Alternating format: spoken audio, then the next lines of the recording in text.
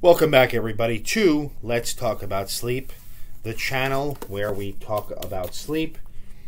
The link to this book is in the description box down below, the Amazon link. When we get to 1,000 subscribers, I am going to send out a signed copy of that book to one lucky viewer, so keep an eye out for that. As I always say, these videos are just for educational purposes only, okay? So you have to talk to your provider about any of the things that we discuss here, okay?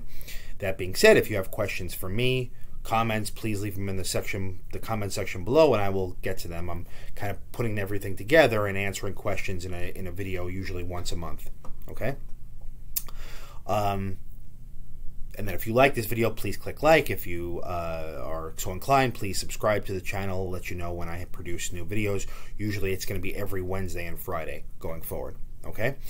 So, in this series of being tired videos that I'm recording, the next on the line is hypersomnia, okay, which is being sleepy.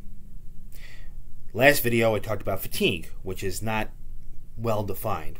Hypersomnia, i.e. sleepiness, is. Okay, so let's talk about the difference again.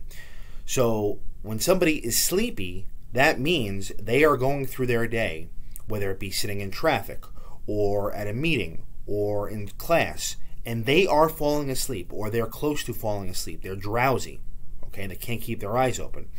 Whereas fatigue, like I said in the last video, it's not that they're falling asleep, it's they just don't have the energy to do what they want to do, okay? So it sounds like it's the same thing, but there's a subtle difference, okay? And why that's important is, as I said in the last video, there's a million different reasons for fatigue, and a lot of them are not very well defined. Sleepiness really just has a few major causes, okay?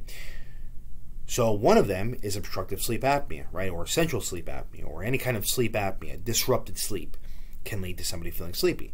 If somebody has narcolepsy, which we're going to talk about in a second, that can cause sleepiness.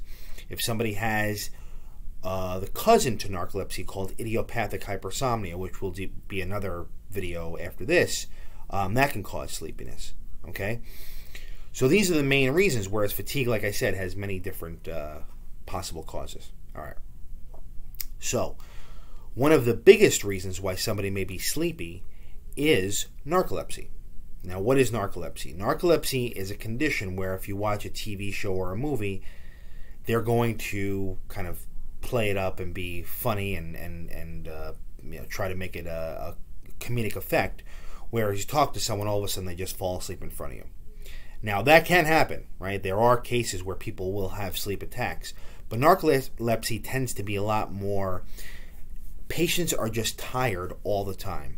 And no matter how much they've slept the night before, they're tired. They are falling asleep in class. They're closing the door in their office and taking a nap, you know, in between work.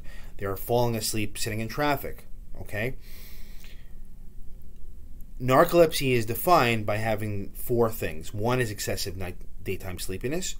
Two is having this condition known as sleep paralysis, which is basically just what it sounds like. You wake up in the middle of the night or after a nap, and your body is literally paralyzed. Not I'm tired, but I literally cannot move. It can be a very, very frightening experience. Along with that, hypnagogic or hypnopompic hallucinations. What are those? That's as you're drifting off into sleep or waking up, respectively. You hear things or see things that aren't there, okay? So it's usually combined with sleep paralysis.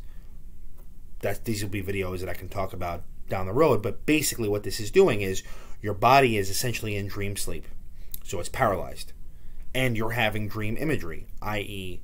shadows moving across the room or somebody calling your name and you can't move, okay? So the classic example is somebody has like a demon or something coming towards them, they can't move, they get frightened, and then finally they kind of break themselves out of it. That happens to narcolepsy patients very, very often. Somebody who's, quote, normal or has sleep apnea, they can have these things every now and then, but when it's happening frequently, you know, several times a week, that's narcolepsy. And the fourth thing that narcolepsy is known for is this thing called cataplexy. This is really interesting. What this is in an emotional situation, whether it be somebody's laughing really hard or somebody gets really pissed off, in that emotional context, they'll find that they lose muscle strength in their body. So, for example, let's say somebody has a cup in their hands, right? They're at a party, somebody tells them a funny joke, they're laughing very hard. All of a sudden they find they can't hold the cup anymore, or their head falls forward, they can't lift it up, or their knees buckle, okay, or some other weird thing. Sometimes it's so profound that they actually fall to the ground, okay, but it's not always like that. So you get these four things: excessive daytime sleepiness, cataplexy, hallucinations, and sleep paralysis. You get those four together, that usually comprises what narcolepsy is, okay? And narcolepsy is under the category of hypersomnia, which is sleepiness, okay? Very different than fatigue, very different than sleepiness from sleep apnea, for example, but it is out there, and it's more real than it's, I should say, it's more common than we think, okay? Probably about 1 in 1,000 people has narcolepsy. So where does it come from? Well, we're not sure. There's probably a genetic component to this, okay? So oftentimes people with narcolepsy will have either a relative, a distant relative, or even someone, a sibling or a parent who has a similar type of diagnosis. But what's interesting about it is there's usually a 10-year gap. So from the time somebody starts having symptoms, which tends to be, let's say, in the late teens, early 20s, there's usually a second peak in the 40s too, but usually it's someone who's around teenage years. They start having symptoms, falling asleep in class, let's say, for example, and then by the time they actually see someone like myself to get a diagnosis, there's usually a 10-year gap. And the reason for that is these people get worked up for fatigue, right? They get worked up for depression, they get worked up for anxiety, ADHD, things of that nature. And they can have those things in addition, but by the time they actually have a sleep test and the proper evaluation for it, there's a good 10-year gap. Okay, so hopefully with more medications coming out and advertising for those, which, to be cynical, gets people more aware of narcolepsy and videos like this, hopefully that gap will decrease.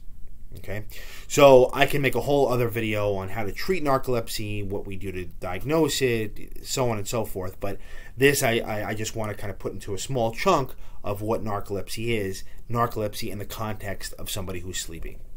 Okay, so that's the video for today. The next video, I'm going to be talking about narcolepsy's cousin, which is called idiopathic hypersomnia. Again, in this tired series of videos. Okay, I'm tired series of videos. Okay, check out my book on Amazon.